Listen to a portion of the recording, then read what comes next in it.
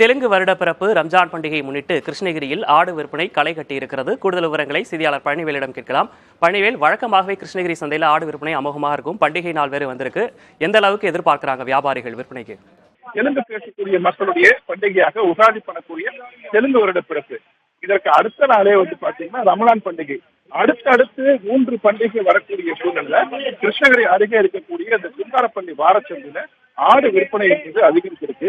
வழக்கமாக வாரந்தோறும் இந்த பகுதிக்கு ஆடுகளை விற்பனை செய்வதற்கான ஆயிரக்கணக்கான விவசாயிகள் தங்களது வளர்க்கக்கூடிய ஆடுகளை விற்பனைக்காக அழைத்து வருவார்கள்.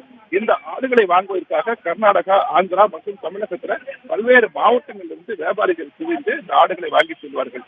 தற்போது அடுத்தடுத்து 3 பண்டிகை தினங்கள் வருவதால் கிட்டத்தட்ட 10,000க்கும் மேற்பட்ட ஆடுகள் விற்பனைக்காக கொண்டு வரப்பட்டிருக்கிறது. காலை 5 மணிக்கு துவங்கிய இந்த ஆட்டுச் சந்தை தற்பொழுது விறுவிறுப்பாக களை கட்டி நடந்து வந்து கொண்டிருக்கிறது. விற்பனை என்பது சற்று மந்தமாகவே இருக்குது என வியாபாரிகள் தெரிவிக்கிறார்கள்.